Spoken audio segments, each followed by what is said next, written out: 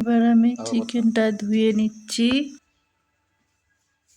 চিকেনটা এবার ধুয়ে নিন।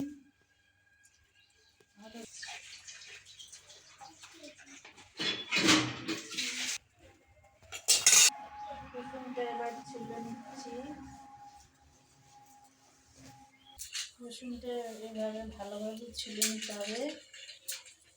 কাটছি কুচি কুচি করে।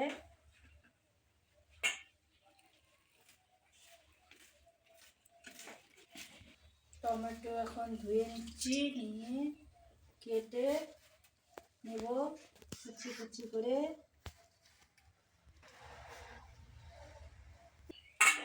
এই যে আলুগুলো ধুয়ে নেব। হয়ে গেল।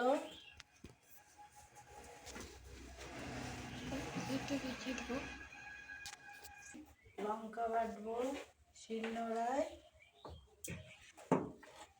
মিক্সিতে বাটলে আমার ভালো লাগে না, সেই জন্য আমি শিলনোড়ায় বেটে নেব।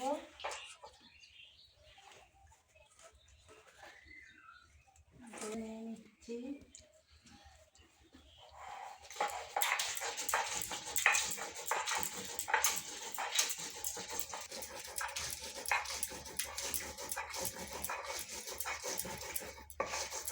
বাটি নিতে হয়, বেটে নিতে হয় শিলনোড়ায়।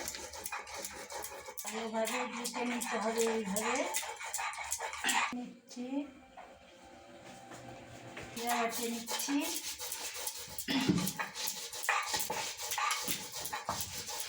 ভালোভাবে বেটে নিচ্ছি। দেখো কত সুন্দর হয়েছে বাটা। আদা বাটবো, শিলনোড়ায় একটু থেতো করে নিচ্ছি, তাহলে বাটা যায় ভালো। বেটে ভালো ভালো বাটা মোলাম করে না।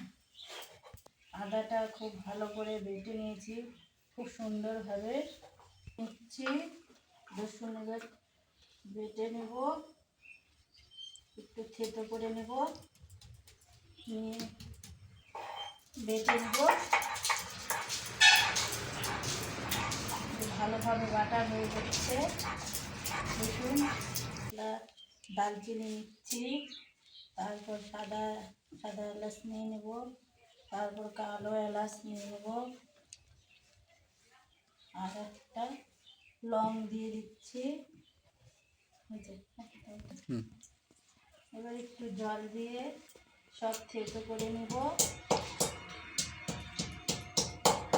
নিয়ে বেটে নেব।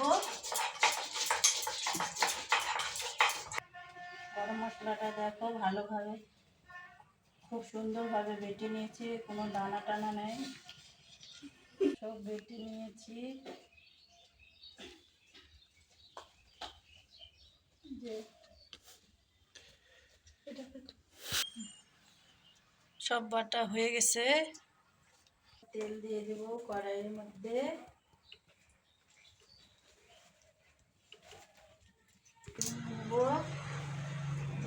তেজপাতা, তারপর দিয়ে দেব পেঁয়াজ, তারপর দিয়ে দেব লঙ্কা বাটা, তারপর দিয়ে দেব জিরা বাটা, তারপর দিয়ে দেব আদা বাটা, তারপর দিয়ে দেব রসুন বাটা, দিয়ে ভালো করে ভেজে নেব ভালোভাবে।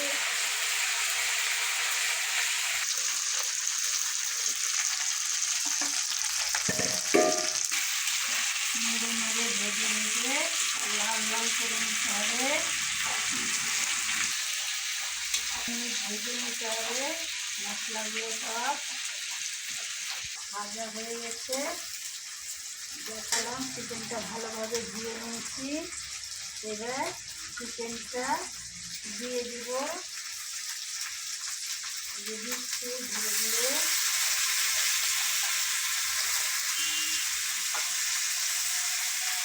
এবার নেড়ে নেব, নেড়ে নেব।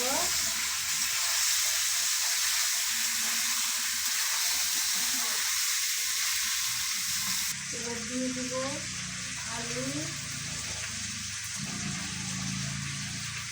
আলুগুলো দিয়ে দেবো আমাদের ঘরোয়া রান্না। দিয়ে দেবো টমেটো, দিয়ে এবার ভালোভাবে নেড়ে নেড়ে নেব। লবণ দিয়ে দেবো,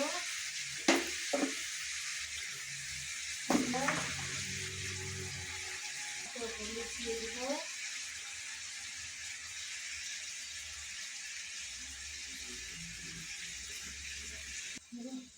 10-15 মিনিট এবার জল দিয়ে একটু ঢেকে দেব যাতে সিদ্ধ হয়ে যায়। এবার ঢেকে রাখবো 10-15 মিনিট। ঢাকাটা তুলে নিলাম, নিয়ে এবার নেড়ে নেবো।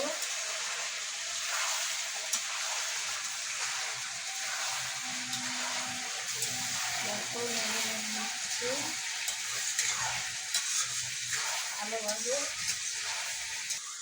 হয়ে গেল কষানো। এবার পরিমাণ মতন জল দিয়ে দেবো। এবার গরম মশলা বাটা, তারপর দিয়ে দেবো ধনা পাতা কুচি কুচি করে কাটা, তারপর দিয়ে দেবো পেঁয়াজ করে কাটা। এবার দেওয়া হয়ে গেল, এবার নেড়ে দেবো।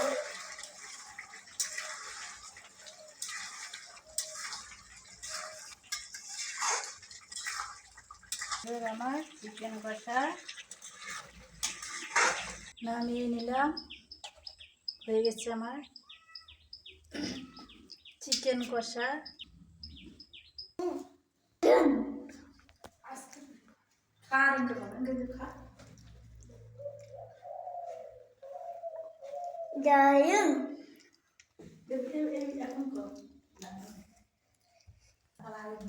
দারুণ হয়েছে।